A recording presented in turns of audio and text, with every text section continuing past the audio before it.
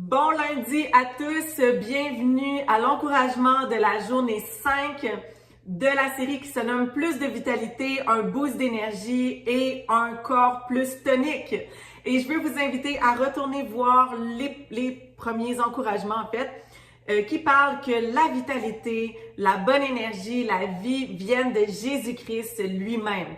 Il est le chemin, la vérité et la vie. Et par lui, nous pouvons avoir la vie et la vie en abondance. Seulement grâce à Jésus-Christ, nous pouvons devenir enfants de Dieu et aussi seulement par Jésus-Christ, nous pouvons avoir la vie éternelle. Et j'avais à cœur de vous partager le thème aujourd'hui, d'avoir la foi d'une enfant, l'émerveillement d'une enfant envers Jésus-Christ pour avoir amené plus de vitalité et un boost d'énergie. Vous savez, quand un enfant voit quelque chose qui l'émerveille, quelque chose de magnifique, il va avoir le visage tout lumineux, il va dire « Wow, c'est tellement beau! » Il va vouloir le partager aussi à tout le monde et il va juste pas en revenir. C'est exactement comme ça quand on rencontre le Seigneur Jésus-Christ. Et il aime ça aussi que nous soyons comme ça envers lui. Le Seigneur, il est tellement beau, il est rayonnant de gloire, rayonnant de beauté, il est éclatant de lumière. Et la parole de Dieu dit dans Apocalypse 1 que son visage est comme le soleil qui brille dans toute sa force, que ses yeux sont comme une flamme de feu, que sa tête et ses cheveux sont comme blancs, comme la laine blanche et comme la neige, que ses pieds sont semblables à du bronze ardent, que sa voix est puissante comme le bruit des grandes eaux. Amen. C'est vraiment, le Seigneur Jésus est merveilleux. Je vous invite à lire dans Apocalypse chapitre 1. Et aussi, j'avais à cœur de partager une histoire que j'avais expérimentée à EMCI TV pendant la conférence où Andrés Bissoni de l'Argentine était venu. Et c'était tellement édifiant et tellement glorieux. En fait, c'est qu'il partageait vraiment des révélations de la gloire de Dieu, des révélations de qui est Jésus, de sa beauté. Et vraiment, chaque personne rencontrait encore plus, avait des révélations fraîches de Jésus-Christ, mais aussi, il y avait une dame qui était assise pas loin de moi, j'étais complètement au fond, et elle avait vraiment une expérience personnelle avec Jésus. Et comme j'ai mentionné les enfants tantôt, elle était comme une petite enfant devant le Seigneur, et on l'entendait, elle disait sans arrêt, elle était éblouie par la beauté de Jésus-Christ, et elle disait « Wow! Wow! » Sans arrêt, c'était... et moi, ça m'a énormément touchée. Ça me faisait aussi vraiment rencontrer le Seigneur et vraiment être éblouie encore plus juste de l'entendre. Et vraiment, le Seigneur, peu importe où nous sommes, à travers le monde, il veut que nous puissions avoir des rencontres, des expériences personnelles avec lui. Et il y a des passages aussi dans la Bible qui m'amènent vraiment un sourire sur mon visage quand je les lis. Puis j'avais à cœur d'en partager aujourd'hui avec vous. Et aussi, ça dit dans Hébreux chapitre 4, verset 12, « En effet, la parole de Dieu est vivante et efficace, plus tranchante que toute épée à deux tranchants, pénétrante jusqu'à séparer âme et esprit, jointure et moelle. Elle juge les sentiments et les pensées du cœur. » Amen. Donc, grâce à la parole de Dieu, on peut vraiment discerner ce qui vient de l'Esprit de Dieu et ce qui vient pas de Dieu. En fait, qu'est-ce qui est pas pantoute de Dieu? C'est facile à le discerner quand on plonge dans les Écritures, on commence à comprendre, à voir qui est le Seigneur, son essence, son caractère. Après ça, on peut discerner, OK, non, ça, c'est pas de Dieu, ça, c'est de Dieu. Et j'avais à cœur de lire dans Psaume, le Psaume 30 et le verset 12. Et ça dit, et tu as changé mes lamentations, donc les pleurs, les chants de tristesse, en allégresse. Donc, on danse, ça dit en danse de joie. Le Seigneur, il change vraiment nos temps de pleurs en danse de joie. Il vient amener une joie abondante grâce à la joie du salut. Quand on le rencontre, on reçoit une joie abondante, c'est la joie de savoir que nous sommes sauvés, que nous sommes restaurés, que nous sommes en relation avec Dieu, en paix avec Dieu. C'est vraiment, vraiment merveilleux.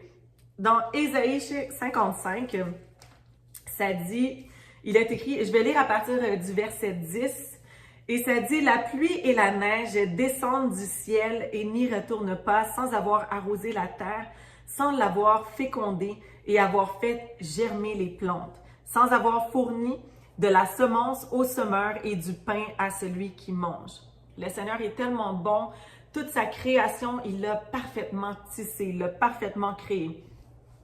Et là, ça dit, « Il en va de même pour ma parole, la parole de Dieu, celle qui sort de ma bouche, elle ne revient pas à moi sans effet, sans avoir fait ce que je désire et rempli la mission que je lui ai confiée. » La parole de Dieu est toute vraie. Toute la parole de Dieu, quand on se met à la déclarer, à la confesser et aussi quand on la lit, tout ce qui est écrit, c'est vrai. Le Seigneur, il fait ce qu'il dit.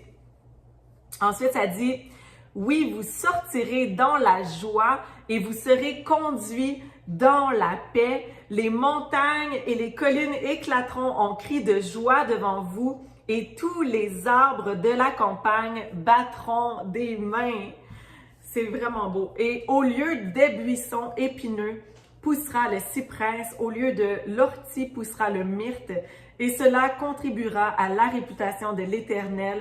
Ce sera un signe éternel qui ne disparaîtra jamais. » Amen. Le Seigneur aime ça quand nous sommes dans la joie. Il aime ça de nous entendre rire. Il aime ça qu'on soit émerveillé, qu'on s'abandonne complètement devant lui dans ses bras. Et que c'est ça, qu'on se laisse vraiment, c'est ça. Donc, qu'on vienne à lui vraiment avec tout ce qu'on est et avec tout notre cœur. Il aime ça quand on est vrai avec lui. Et c'est certain qu'il aime ça aussi quand on est dans la repentance. Aussi, ça plaît à son cœur qu'on s'humilie devant lui, qu'on puisse se dire que c'est pas nous, le roi des rois, mais c'est Jésus-Christ et qu'on est capable de s'humilier devant Dieu. Je vais lire maintenant dans le psaume 98.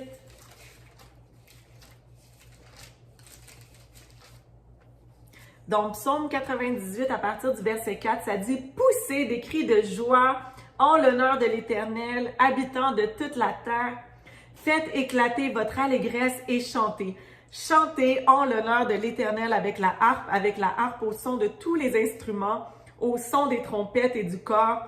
Poussez des cris de joie en présence du roi, en présence de l'Éternel. Que la mer retentisse avec tout ce qu'elle contient, le monde et ceux qui l'habitent.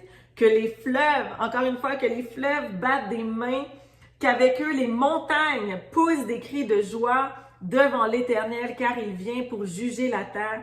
Il jugera le monde avec justice et les peuples avec droiture. Amen.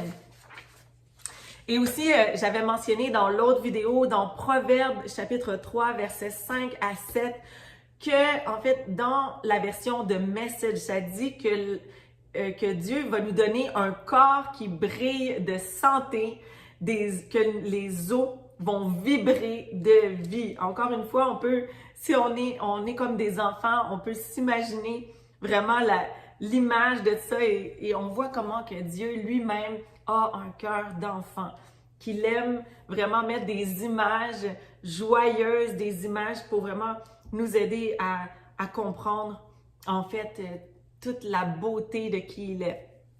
Et aussi dans Matthieu chapitre 8, je vous amène dans entre Matthieu chapitre 8 à 14, c'est super encourageant aussi de lire tous les miracles que Dieu a fait. Ça l'amène l'espoir, la joie et vraiment ça nous encourage de pouvoir les lire tout en rafale. Une fois que Jésus avait été baptisé du Saint-Esprit, on voit les miracles qui se passent en rafale et c'est vraiment, vraiment encourageant. On voit en premier Jésus qui guérit un lépreux. Après ça, Jésus qui guérit le serviteur d'un officier romain qui était paralysé, qui souffrait, de paralysie. On voit Jésus qui guérit la belle-mère de Pierre qui avait une fièvre forte. Ensuite, Jésus qui calme, qui parle à la tempête et qui calme la tempête. Jésus qui chasse les démons dans les troupeaux de porcs. Jésus qui guérit un homme paralysé. Et aussi, on voit qu'il guérit un sourd et muet, qui ressuscite la fille de Jairus. Donc, un après l'autre, on voit des miracles par-dessus miracles. Et vraiment, ça l'amène toujours un sourire sur mon visage et ça l'augmente la foi. Ça donne la foi de Dieu, la foi en Dieu pour croire pour plus. Et vraiment aussi dans Marc chapitre 11, ça c'est un passage que je veux lire avec vous parce que ça aussi, c'est vraiment un passage qui est glorieux. Et ça dit dans Marc chapitre 11, à partir du verset 22, et ça dit, Jésus leur dit alors, « Ayez foi en Dieu. Je vous le dis, en vérité, si quelqu'un dit à cette montagne, « Retire-toi de là et jette-toi dans la mer. » Et s'il ne doute pas dans son cœur, mais croit que ce qu'il dit arrive, il le verra s'accomplir. C'est pourquoi je vous le dis, tout ce que vous demanderez en priant, croyez que vous l'avez reçu et cela vous sera accordé. Donc ça, c'est vraiment, il dit, ayez foi en Dieu, mais c'est aussi, ayez la foi de Dieu. Et c'est ça, j'ai sauté à Marc 11, mais en fait, je voulais lire dans Luc chapitre 5. Et ça dit, c'est l'histoire que Jésus guérit un homme paralysé.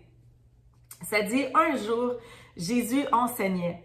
Les pharisiens et les professeurs de la loi venus de tous les villages de la Galilée, de la Judée et de Jérusalem étaient assis là et la puissance du Seigneur se manifestait par des guérisons. Et voici que des hommes qui portaient un paralysé sur une civière cherchaient à le faire rentrer, à le placer devant Jésus. Imaginez, il y a plein de monde qui sont là pour être guéris parce que tout le monde entendait que Jésus guérissait toutes les maladies. Alors tout le monde voulait entendre qu'est-ce qu'il enseignait, voulait être guéri. Et là, eux arrivent pour leur ami, avec leur ami sur la civière, ils veulent le faire rentrer. Et là, tous les passages sont occupés. Mais ils ont tellement la foi qu'il va être guéri, ils veulent tellement accéder à Jésus. Alors là, je continue l'histoire. Comme ils n'avaient pas trouvé moyen de l'introduire à cause de la foule, ils montèrent sur le toit et par une ouverture, ils le descendirent sur sa civière au milieu de l'assemblée devant Jésus. Imaginez la scène, Jésus est en train d'enseigner à une foule et là, soudainement du toit, arrive la personne sur la civière. Et là, quand que Jésus a vu ça, il a vu leur foi et il a dit, « Mon ami, tes péchés te sont pardonnés. » Mais là, les spécialistes de la loi et les pharisiens se mirent à raisonner et dire, « Qui est cet homme qui profère des blasphèmes? Qui peut pardonner les péchés si ce n'est Dieu seul? » Et Jésus, lui, il connaissait déjà leurs pensées. Alors, il a pris la parole et il leur dit, « Pourquoi est-ce que vous raisonnez ainsi dans vos cœurs? Qu'est-ce qui est le plus facile à dire? Que tes péchés te sont pardonnés ou lève-toi et marche. Afin que vous sachiez que le Fils de l'homme a sur la terre le pouvoir de pardonner les péchés. » Il a dit à l'homme, « Je te l'ordonne, dit-il au paralysé, lève-toi, prends ta civière et rentre chez toi. » Et celui-ci se leva immédiatement en leur présence. Il prit la civière sur laquelle il était couché. Imaginez la scène. Il sort avec la civière et rentra chez lui en rendant gloire à Dieu. Moi, je suis certaine qu'il dansait en même temps avec la civière. Donc, tous étaient dans l'étonnement et célébraient la gloire de Dieu, remplis de la crainte de Dieu. Ils disaient, « Nous avons vu aujourd'hui des choses extraordinaires. » C'est Jésus qui est extraordinaire. Et c'est ça, tantôt je parlais d'avoir la foi de Dieu. devancer un passage de la Bible, mais je voulais dire aussi qu'il y a l'évangéliste Shuttlesworth, Jonathan Shuttlesworth, j'aime beaucoup ses enseignements sur la foi, ses enseignements en général, et il avait partagé un livre qui s'appelle The Bible Faith Study Course et de Kenneth Hagin. C'est vraiment bon. Je vous encourage à mon tour d'acheter le livre. C'est un cahier avec des exercices aussi. Donc, c'est super encourageant. J'ai pas terminé de le lire et aussi de l'eau qui a renversé dedans. Mais bref, j'ai vraiment à cœur de continuer à l'étudier parce que c'est vraiment rempli de plein de joyaux. Et maintenant, je veux vous inviter vous-même. Vous avez entendu parler de Jésus et comment il est merveilleux, mais peut-être que vous ne l'avez pas encore reçu comme Seigneur et Sauveur. Alors, je vous invite à le recevoir, à être comme des enfants maintenant devant lui et vraiment de le recevoir comme Seigneur et Sauveur. La parole de Dieu dit de laisser les petits-enfants venir à lui. Et moi, je pense que c'est les petits et les grands enfants parce que le cœur de Jésus, c'est que tous puissent être sauvés. Sauvés de quoi? De nos péchés, de la mort et de l'enfer. Parce que vous savez, on est tous nés pécheurs. On a tous été privés de la gloire de Dieu et le salaire du péché, c'est la mort. C'est la mort éternellement. Mais Dieu, dans tout l'amour qu'il avait pour nous, il a donné son Fils unique, Jésus, prendre notre place à la croix, mourir à la croix, verser son précieux sang pour que nous puissions avoir la vie et la vie en abondance, que nous puissions être rachetés, pardonnés, délivrés. Et ensuite, après que son sang a été versé, il a été enseveli, mais au 3e jour, Jésus-Christ est ressuscité des morts et il est bien vivant aujourd'hui. Il frappe à la porte de votre cœur maintenant. Et la parole de Dieu dit que tous ceux qui feront appel à Jésus-Christ seront sauvés. Et vous savez, pour recevoir Jésus-Christ comme Seigneur et Sauveur, il faut premièrement croire, avoir la foi d'un enfant et croire simplement que Jésus-Christ est le Seigneur, qui est vraiment venu dans la chair, sur la terre, qui a pris vos péchés sur lui, qui est mort à la croix pour vos propres péchés, qui a été enseveli, qui est ressuscité des morts et bien vivant aujourd'hui. Et deuxièmement, il faut se repentir, lui demander pardon pour nos péchés, se détourner du mal et se tourner vers Jésus-Christ, dans ses voies.